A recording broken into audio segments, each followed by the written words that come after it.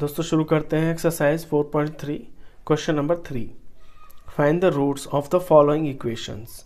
आपको इक्वेशंस दी हुई है, इसके आपको रूट्स निकालने हैं।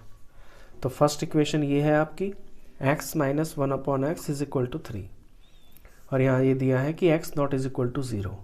ये इसलिए दिया हुआ है क्योंकि अगर आपका x 0 हो गया तो ये तो 0 0 हो गया, कुछ बचा ही नहीं, ख़त्म हो गया, वेरिएबल ही ख़त्म, तो आपका सॉल्यूशन कैसे आएगा। तो ये जो इक्वेशन है आपकी स्टैंडर्ड फॉर्म में नहीं है, तो पहले इसमें से इक्वेशन तैयार करेंगे और x को x से मल्टीप्लाई करेंगे तो x स्क्वायर हो गया और -1, तो न्यूमरेटर में आपका x स्क्वायर -1 हो गया और डिनोमिनेटर में x is equal to 3। Next step में इसके नीचे कुछ नहीं है, फिर आप इसे क्रॉस मल्टीप्लाई करेंगे तो x स्क्वायर -1 को 1 से करेंगे तो आपका x स्क्वायर -1 ही आएगा और यहाँ पे 3x, 3 इंटू एक्स 3x। अब x स्क्वायर के टर्म को पहले लिखेंगे और इसके पास आपको x का टर्म लेके आना है, तो ये 3x यहाँ आ जाएगा माइनस में और कांस्टेंट आपका -1 है, इधर कुछ नहीं बचा, इज इक्वल टू 0। अब इसे मैं क्वाड्रेटिक फॉर्मूले से कर देता हूँ। तो सबसे पहले d निकालेंगे।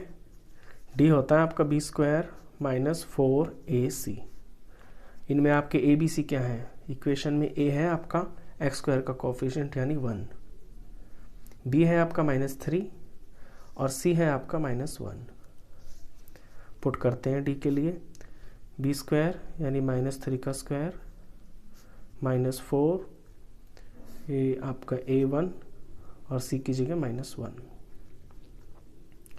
-3 का स्क्वायर करेंगे तो 9 आ गया, माइनस 2 बार होता है तो कोई माइनस का भी स्क्वायर हो तो आपका पॉजिटिव ही आता है। यह माइनस और माइनस आपका प्लस हो गया और 4 1 ज़ा 4, तो आपका 9 और 4 13 आ गया। ये आपका डी है। अब आपको इसकी रूट्स निकालने हैं, तो क्वाड्रेटिक फार्मूला होता है -b plus minus √d upon 2a। इसमें वैल्यूज़ भरेंगे। -b है आपका -3, तो ये माइनस तो फॉर्मूले का और ब्रैकेट में b की वैल्यू -3 प्लस माइनस d की जगह लिखेंगे 13 और 13 का अंडर रूट अपॉन में 2a की वैल्यू 1। सॉल्व किया, माइनस माइनस आपका प्लस हो गया तो ये 3 आ गया। यहाँ पे plus minus as it is, under root 13 भी ऐसे ही रहेगा क्योंकि ये किसी का परफेक्ट तो है नहीं, तो सॉल्व ही नहीं होगा। ये 2, अब एक बार ये प्लस में है अंडर रूट 13, एक बार माइनस में है, तो आपको बारी बारी से इन्हें अलग रखना है। तो एक वैल्यू तो आएगी आपकी 3 प्लस √13 अपॉन 2 और एक वैल्यू आएगी आपकी 3 माइनस अंडर रूट 13 अपॉन 2। ये आपके रूट्स हैं, इन्हें आप ऐसे लिखना x, ये x की तो वैल्यू है ये आपकी, तो ये 2x निकले आपके। ये थर्ड का फर्स्ट पार्ट था। इसके बाद करते हैं थर्ड का सेकंड पार्ट।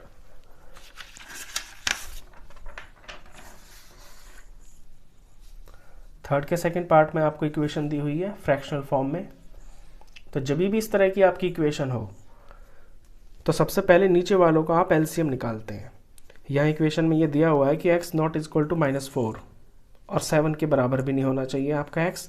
ये इसलिए दिया होता है क्योंकि x की वैल्यू अगर यहाँ -4 होगी तो -4 और +4 0, तो ये ख़त्म। यहाँ अगर 7 हो गया तो 7 में से 7 ख़त्म, ये 0। तो ये जस्ट इंडिकेशन के लिए होता है, इसका आपसे सॉल्यूशन से कोई रिलेशन नहीं है। तो अपने लेफ्ट साइड में सबसे पहले आप x + 4 और x - 7 का एलसीएम निकालेंगे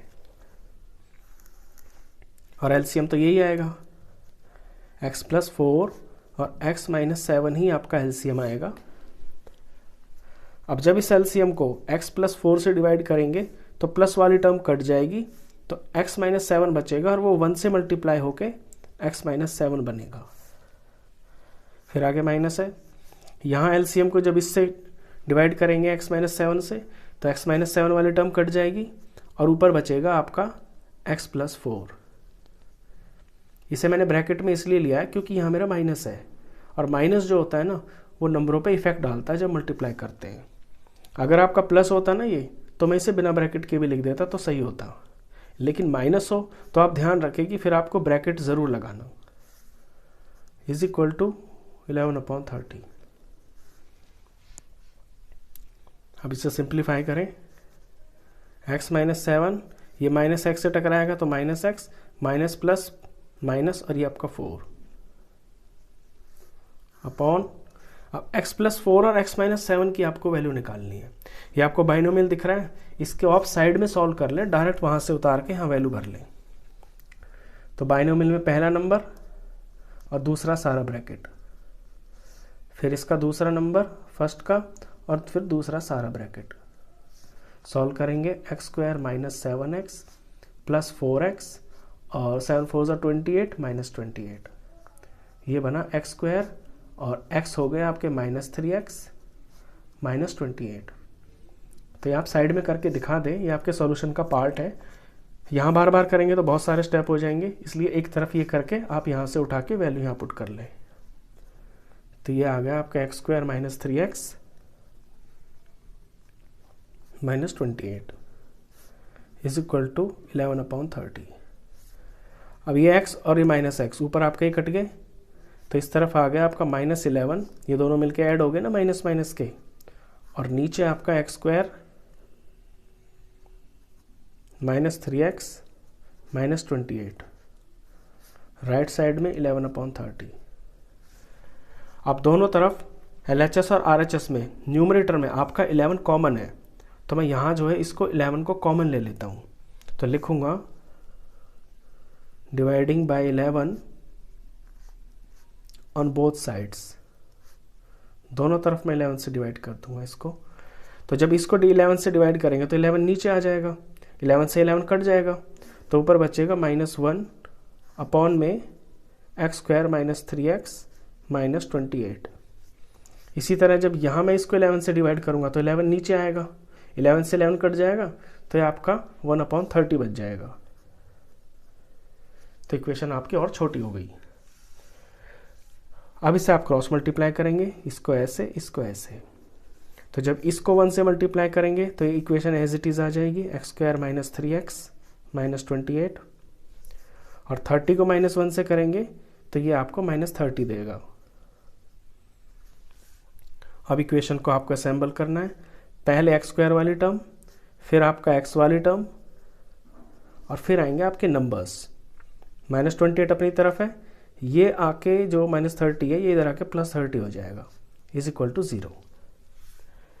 तो फाइनल इक्वेशन बनेगी एक्स स्क्वायर माइनस 3x और -28 और +30, ये आपका +2 बन गया, +2 इज इक्वल टू 0।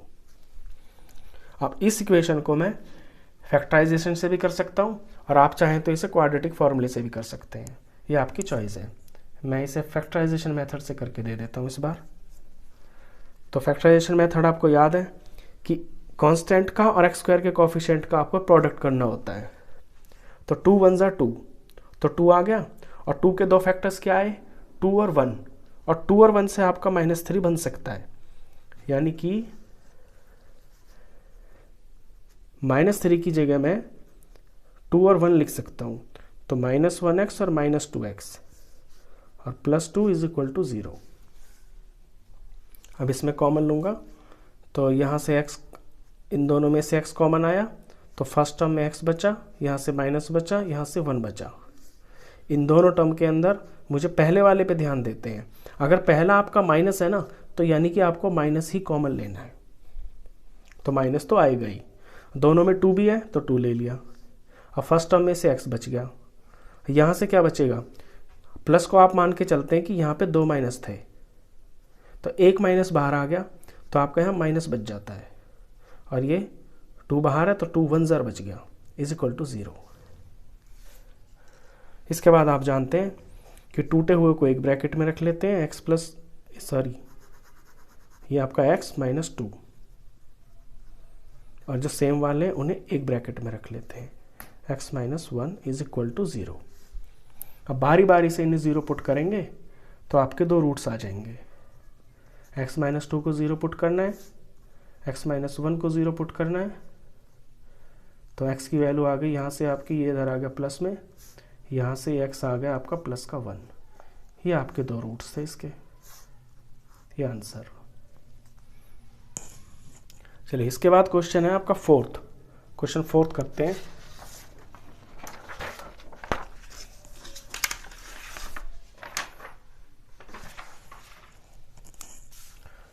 क्वेश्चन 4 आपका वर्ड प्रॉब्लम है। इसी तरह के क्वेश्चंस आपके पेपर में भी आते हैं। बुक से रीड करते हैं question. The sum of the reciprocals of Rahman's age in years, Rahman की उम्र है और उनका reciprocal 3 years ago and 5 years from now is 1/3। यानी कि रहमान की एज 3 साल आगे वाली एज और 5 साल एगो मतलब 3 साल पहले की एज और 5 years फ्रॉम नाउ आज से 5 साल आगे की एज, और उनका जब रेसिप्रोकल कर देंगे और उनको जोड़ देंगे तो 1/3 आ जाएगा। तो फाइंड हिज प्रेजेंट एज, तो उसकी प्रेजेंट एज बताइए। तो प्रेजेंट एज को इसमें उसकी एक्स मान लेंगे। तो लिखेंगे लेट रहमान्स प्रेजेंट एज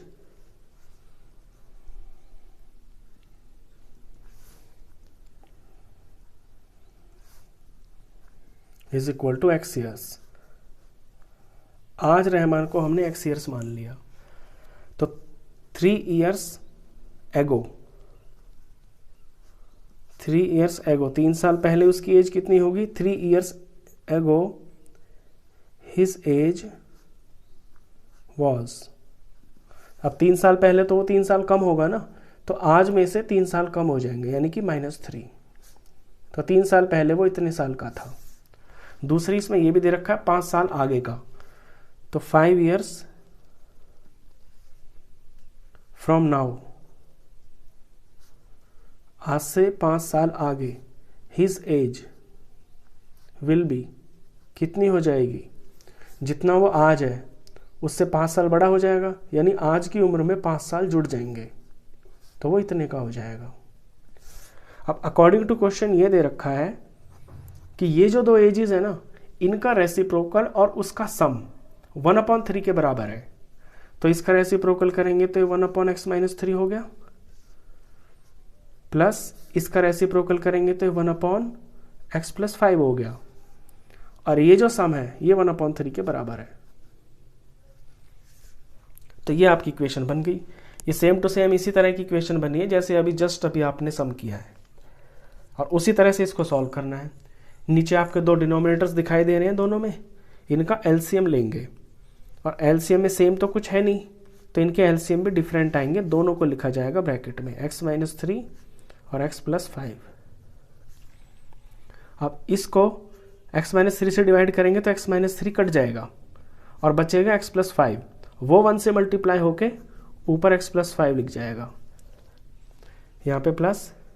इसी तरह से इसे जब इससे डिवाइड करेंगे तो x+5 वाला फैक्टर x+5 से कट जाएगा, बचेगा x-3, और वो 1 से मल्टीप्लाई होके आपका x-3 आएगा। इस बार मैंने इसको ब्रैकेट में इसलिए लिखा है, नहीं लिखा क्योंकि आगे मेरा प्लस है, और प्लस कभी भी साइन पे इफेक्ट नहीं डालता।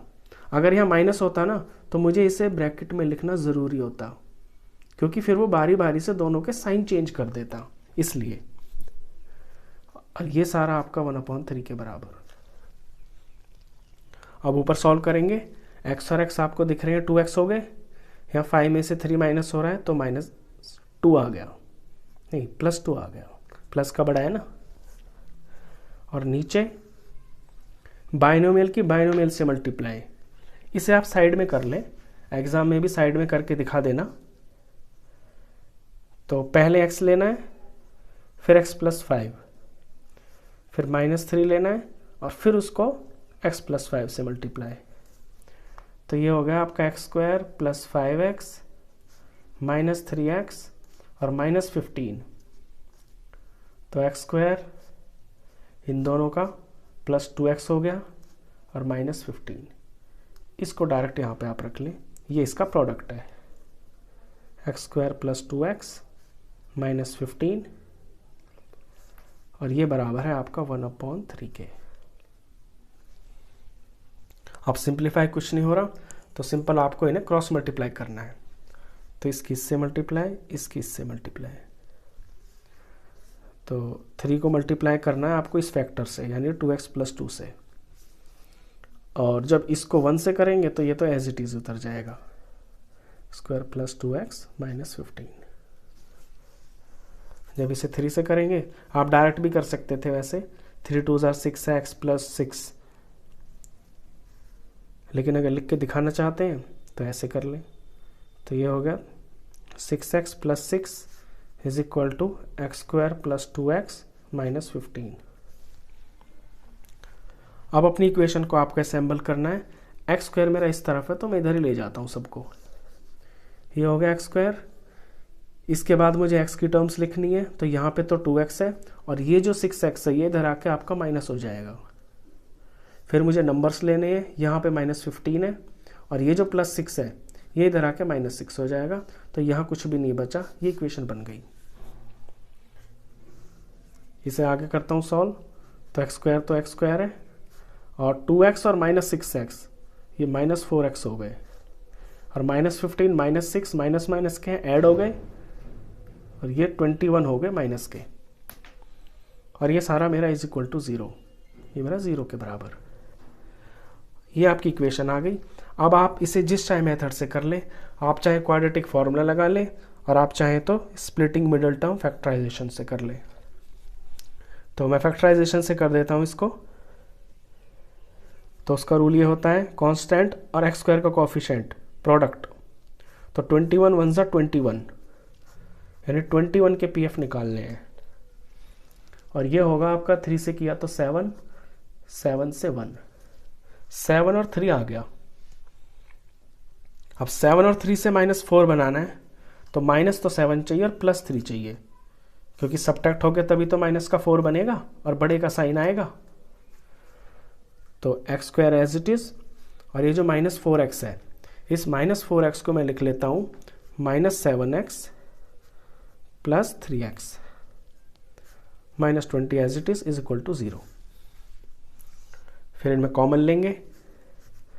इन दो टर्म्स में सिर्फ x कॉमन है, यहाँ से x रह गया, यहाँ से माइनस और यहाँ से ये 7। इन दोनों के अंदर आपका 3 तो कॉमन है, क्योंकि 3 1 = 3 और 3 7 = 21, तो 3 कॉमन आ गया। तो यहाँ से x रह गया और यहाँ पे क्योंकि ये वाला और ये वाला जो होता है ना फैक्टर, ये सेम होते हैं, तो यहाँ भी माइनस आएगा। जैसे यहाँ माइनस है तो यहाँ भी आएगा। तो 3 7 = 21, यहाँ पे 7। तो जब यहाँ माइनस आया तो आपका यहाँ पे प्लस आएगा इस तरह। और जब भी आप करें ना ये, तो ये जो पहला साइन होता है ना, ये यहाँ पे आता है। अगर आपका यहाँ प्लस है ना तो प्लस आएगा, अगर आपका यहाँ माइनस है तो यहाँ माइनस आएगा। उसके अकॉर्डिंगली फिर अंदर साइन लिखा जाता है। चलिए, ये आपके आगे दो फैक्टर्स, इन्हें असेंबल करेंगे तो x + 3 1 हो जाएगा और x - 7 1 हो जाएगा, और ये सब = 0। अब बारी बारी इन्हें 0 के बराबर पुट करेंगे तो आपके x आ जाएंगे। x + 3 को 0 लिया और x - 7 को 0 लेना है। तो यहाँ से x की वैल्यू आई आपकी -3, ये इधर चला गया ना, माइनस हो गया, और यहाँ ये माइनस प्लस हो गया तो 7। अब एक नंबर आपका नेगेटिव आया और एक आया आपका पॉजिटिव। और x क्या है आपका? Present age. किसकी? रहमान की। तो क्या किसी की एज माइनस में हो सकती है? नहीं हो सकती। तो इसे तो आप काट देंगे, ये तो नॉट पॉसिबल है, क्योंकि age can not be in negative. तो आपका आंसर 7 है। तो लिख देंगे therefore Rahman's present age = x लिया हुआ है और ये आया आपका 7 ईयर्स। ये आपका आंसर। क्वेश्चन 5 है नेक्स्ट आपका क्वेश्चन 5। क्वेश्चन 5 करते हैं। लैंग्वेज पढ़ता हूँ मैं बुक से। In a class test the sum of Shefali's marks in mathematics and English is 30। एक क्लास टेस्ट हुआ, उसमें शेफाली के मैथ्स के और इंग्लिश के दोनों के मार्क्स मिलकर 30 मार्क्स बने। Had she got 2 marks more in mathematics, अगर उसके मैथ्स में 2 नंबर ज़्यादा आ जाते, and 3 marks less in English, और इंग्लिश में 3 नंबर कम आ जाते, the product of their marks would have been 210। तो फिर उसके जो नंबर्स थे, जो नंबर आते, उनका प्रोडक्ट 210 हो जाता। Find her marks in the 2 subjects, तो बताइए उसके कितने कितने नंबर आए दोनों सब्जेक्ट्स में।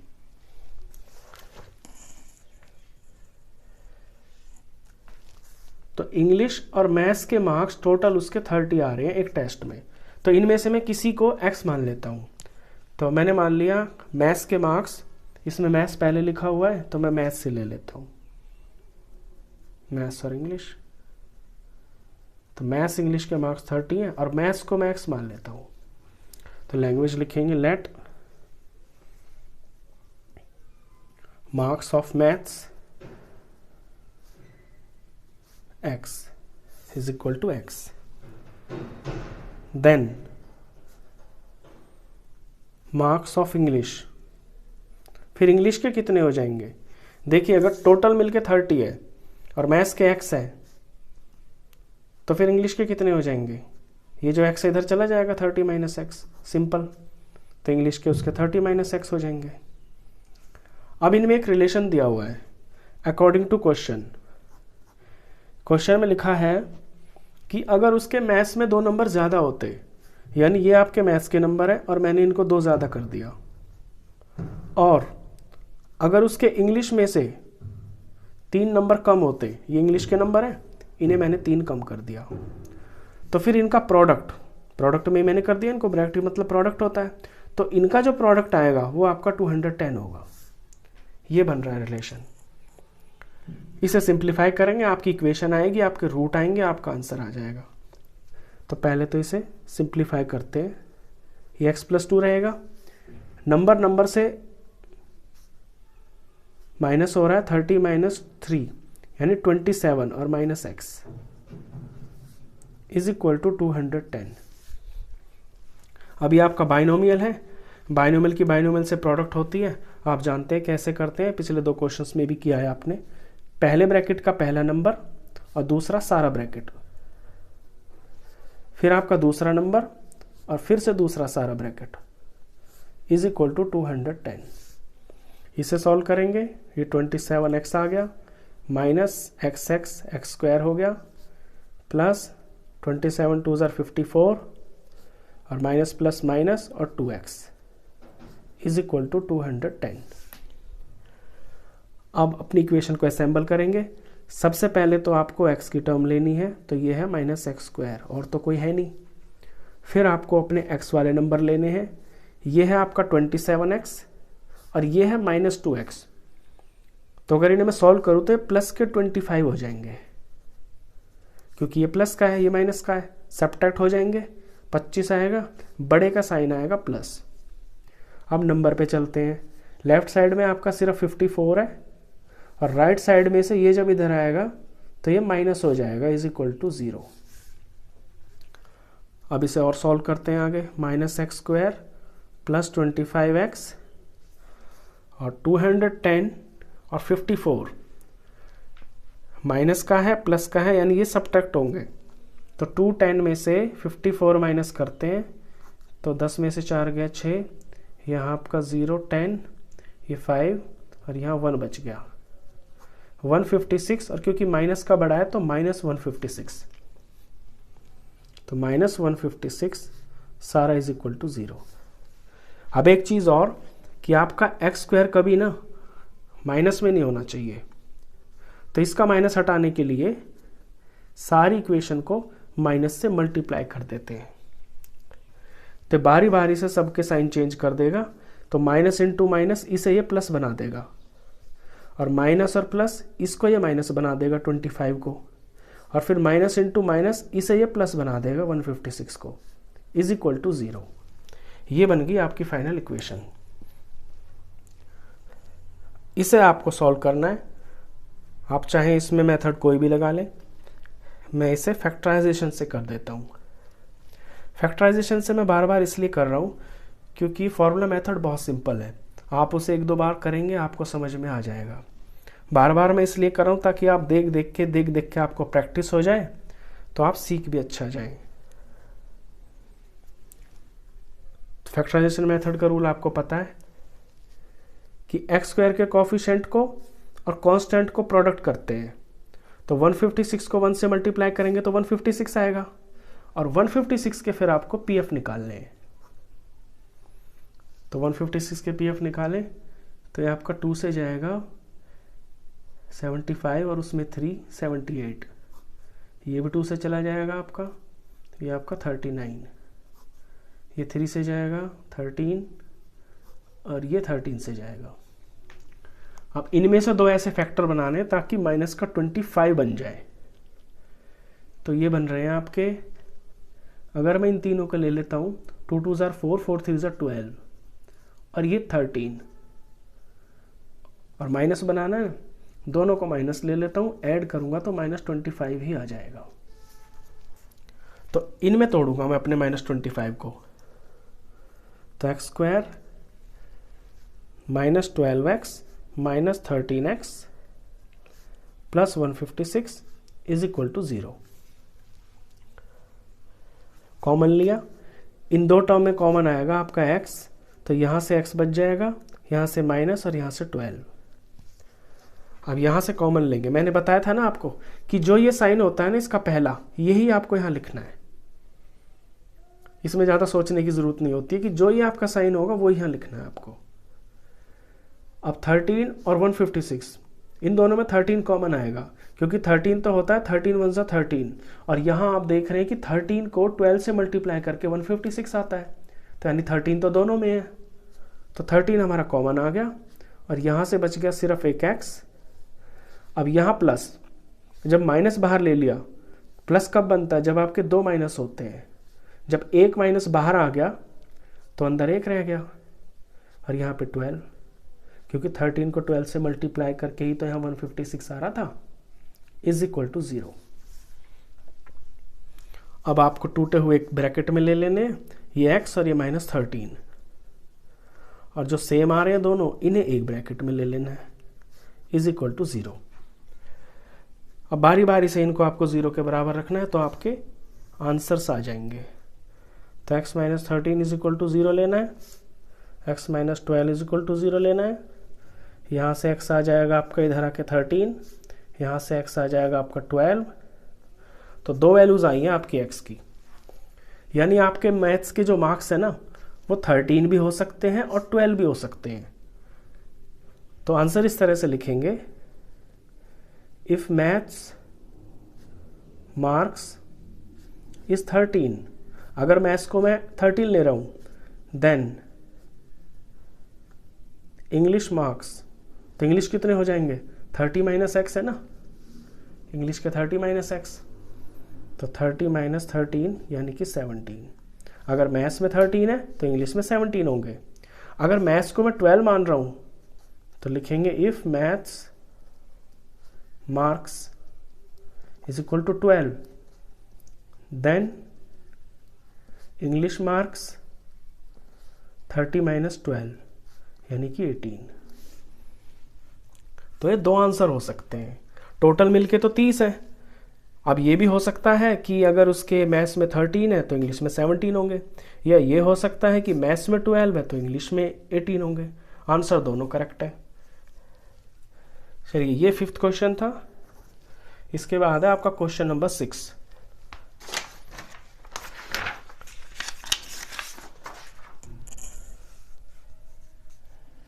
क्वेश्चन 6 की लैंग्वेज है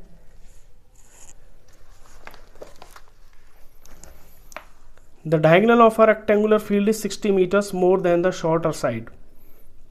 एक रेक्टेंगुलर फील्ड है और उसका जो डायगोनल है ना, the diagonal of the rectangular field is 60 metres more than the shorter side. Shorter side से वो 60 मीटर्स ज़्यादा है। If the longer side is 30 metres more than the shorter side, अगर बड़ी वाली साइड रेक्टेंगल की छोटी साइड से 30 मीटर ज़्यादा है, then find the sides of the field. तो आप फील्ड की साइड्स बताइए। देखिए एक रेक्टेंगुलर फील्ड है, रेक्टेंगुलर फील्ड बनाए, ये आपका बन गया रेक्टेंगुलर फील्ड। ये उसकी शॉर्टर साइड है, जानते हैं आप लेंथ होती है, ये इसकी ब्रेड्थ होती है और ये इसका डायगोनल। क्वेश्चन में कहता है कि डायगोनल शॉर्टर साइड से 60 ज़्यादा है, तो शॉर्टर साइड को मैं x ले लेता हूँ अपने क्वेश्चन में, क्योंकि इसी से सारा क्वेश्चन आगे चल रहा है। तो लिखेंगे let shorter side is equal to x metre, metre में दिया है सारा। देन डायगोनल, तो डायगोनल कितना ज़्यादा है, 60 ज़्यादा है। The diagonal of the rectangular field is 60 metres more, तो डायगोनल हो जाएगा x प्लस 60 मीटर। और बड़ी वाली साइड भी दे रखी है, एंड लार्जर साइड वो आपकी शॉर्टर से 30 ज़्यादा है। तो ये तो हो गया x प्लस 60 और ये हो गया x प्लस 30। ये क्वेश्चन में गिवन है x प्लस 30 मीटर। अब आपको निकालना है कि ये दोनों साइड्स कितनी है, यानी इसकी ब्रेड्थ और इसकी लेंथ। तो इसमें लगेगा आपका पाइथागोरस थ्योरम। इसका कोई नाम रख लें आप, ABCD। दिख रहा है आपको ट्राइंगल रेक्टेंगल में, ये राइट ट्राइंगल ही तो है। तो इसमें लिखेंगे in right triangle ABC by Pythagoras theorem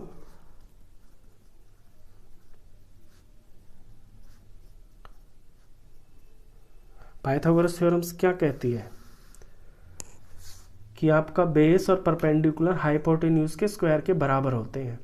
और यहाँ पे आपका बेस हो गया AB, यानी AB का स्क्वायर, परपेंडिकुलर हो गया आपका BC का स्क्वायर, और हाइपोटेन्यूज हो गया आपका AC, यानी AC का स्क्वायर। इनमें इनकी वैल्यू रखते हैं, आपके आंसर आ जाएंगे। AB की वैल्यू है आपकी x प्लस 30 का स्क्वायर, ये x का स्क्वायर, और ये x प्लस 60 का स्क्वायर। वैल्यू रखते हैं। देखिए a प्लस बी स्क्वायर की आइडेंटिटी लग रही है इसमें, और आइडेंटिटी होती है a का स्क्वायर b का स्क्वायर प्लस 2, ये आपका a और ये आपका b। यहाँ पे as it is x square is equal to, यहाँ भी आइडेंटिटी लग रही है, तो a का स्क्वायर b का स्क्वायर प्लस 2, ये आपका a, ये आपका b। सॉल्व करें, ये आपका x स्क्वायर हो गया, 30 का स्क्वायर 900 होता है, ये आपका 60x हो गया, ये आपका फिर से x स्क्वायर आ गया, इधर ये x स्क्वायर हो गया, 6 6 36 और 2 0 3600, और ये 120x। अब दो तरफ x है, x स्क्वायर को x स्क्वायर से मैं काट देता हूँ, एक कट गया, बाकियों को असेंबल कर लेता हूँ। तो यहाँ है x स्क्वायर, और तो कहीं नहीं है। इसके बाद x वाली टर्म्स इधर तो ये है, और ये वाली इधर आके माइनस हो जाएगी। अब लेता हूँ नंबर्स को, इधर तो 900 है, और ये वाला इधर आके माइनस हो जाएगा, इधर कुछ नहीं बचा आपका 0। अब इक्वेशन बनी x स्क्वायर, ये x सॉल्व होके आपके माइनस के 60x आ गए, क्योंकि माइनस का बड़ा है, और ये सॉल्व होके आपका माइनस 2700 आ गए, क्योंकि माइनस का बड़ा है। सब्ट्रैक्ट हो गए ना, इज इक्वल टू 0। अब इसको सॉल्व करना है, इसे मैं कर देता हूँ फैक्टराइजेशन मेथड से, और ये कितना सिंपल होगा।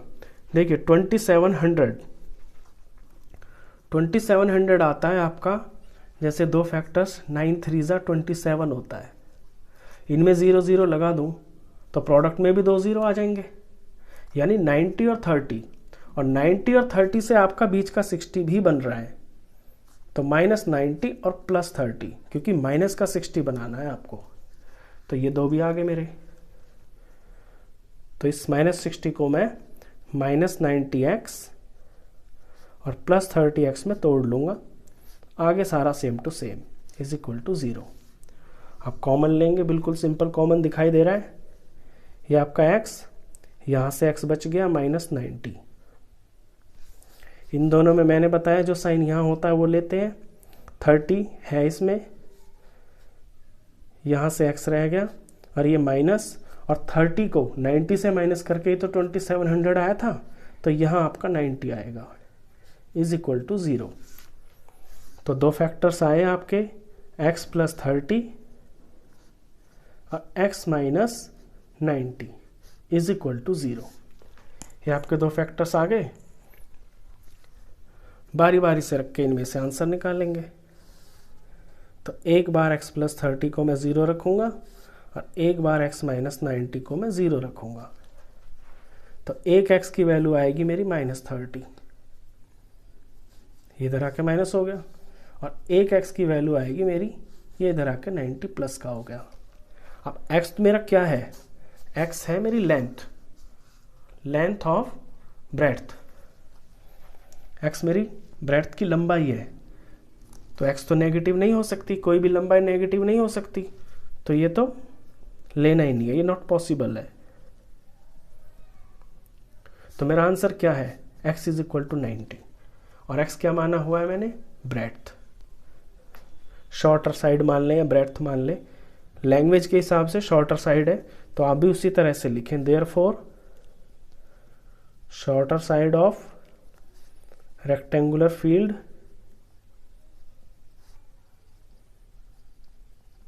is equal to 90 meters and longer side of rectangular field ये है आपकी 30 ज़्यादा, तो 90 में 30 जोड़ देंगे तो ये आपका 120 आ गया, 120 मीटर्स। ये रेक्टेंगल की लेंथ और ब्रेड्थ आ गई। ये आपका क्वेश्चन नंबर 6 था। आई होप आपके सारे क्वेश्चंस अच्छे से समझ में आए होंगे।